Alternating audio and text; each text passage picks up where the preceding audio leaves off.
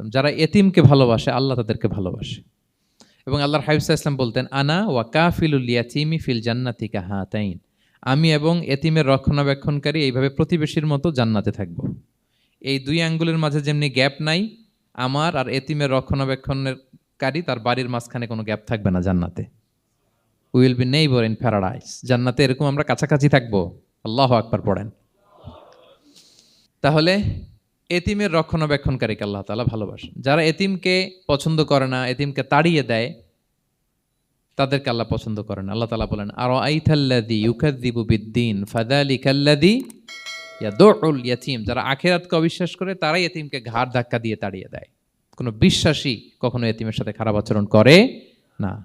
আপনাদের যাদের মন শক্ত, অনেকের চোখ দিয়ে পানি নামে না। আমার এক আত্মীয় আছে, খুব আল্লাহওয়ালা।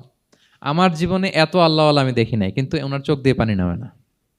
বারবার এসে আমারে বলে যে, মিজান কি করবো বলো, তুমি একটু মোনাজাত ধরো। আমার মনে আছে আমি ওনাকে নিয়ে মোনাজাত ধরতাম, তো ওনার কান্না আসে না চোখ দিয়ে।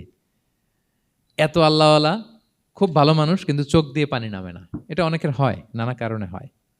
তো আল্লাহর হাবিব সাল্লাল্লাহু আলাইহি ওয়াসাল্লাম বলেছেন, কারো যদি চোখ দিয়ে পানি না নামে বা হৃদয় নরম না হয়, তারা যেন এতিমের মাথায় হাত বুলিয়ে দেয়। এক সাহাবী এসে বললেন, ইয়া রাসূলুল্লাহ, আমার হৃদয়টা বড় শক্ত, হৃদয় নরম হয় না। রাসূল সাল্লাল্লাহু আলাইহি ওয়াসাল্লাম বললেন, তাই? আতুহিব্বু আন ইয়ালিনা কলবুক, তুমি কি চাও তোমার হৃদয় নরম হোক, ওয়া তুদরাকা হাজাতুক, এবং তোমার আশা পূরণ হোক? তিনি বললেন, হ্যাঁ। তখন রাসূল সাল্লাল্লাহু আলাইহি ওয়াসাল্লাম বললেন, ইরহামিল ইয়াতীম, এতিমের উপর রহম করো। ওয়ামসা আলা রাসি, এতিমের মাথায় হাত বুলিয়ে দাও। ওয়া আতইমহু মিন তুআমিক, তোমার খাবার এতিমকে খাওয়াও।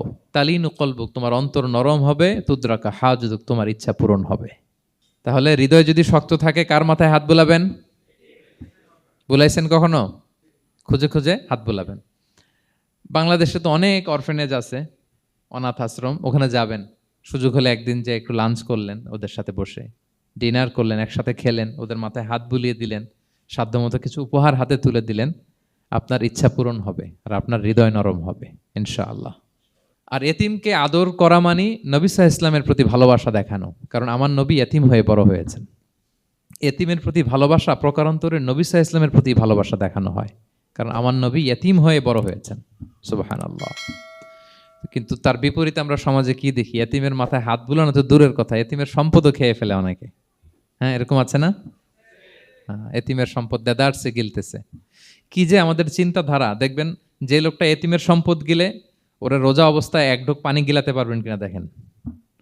যে বলেন একটু পানি খান তো, যে খাবে না কেন? হারাম। তো ওই হারাম কিন্তু গিলতেছে ইচ্ছা মতো। রোজা অবস্থায় এক ফোঁটা আপনি পানি গিলাতে পারবেন না এরে, কেন? হারাম। কিন্তু ওইদিকে ভাতিজার সম্পদ গিলতেছে দেদারসে। আল্লাহ বলেন, এটা ভাতিজার সম্পদ না, এটা তুমি জাহান্নামের আগুন পেটে ঢুকাচ্ছ। ইন্নাল্লাযীনা ইয়াকুলুনা আমওয়ালাল ইয়াতামা যুলমান ইন্নামা ইয়াকুলুনা ফি বুতুনিহিম নারা ওয়া সায়াসলাউনা সাঈরা। যারা এতিমের সম্পদ খায়, এটা সম্পদ না, এটা জাহান্নামের আগুন তুমি পেটে ঢুকাচ্ছ। সো এতিমের প্রতি যেন আমরা নমনীয় হই, তাদের মাথায় হাত বুলাই, তাদের জন্য খরচ করি, তাদের প্রতি যেন আমরা দয়াদ্র হই।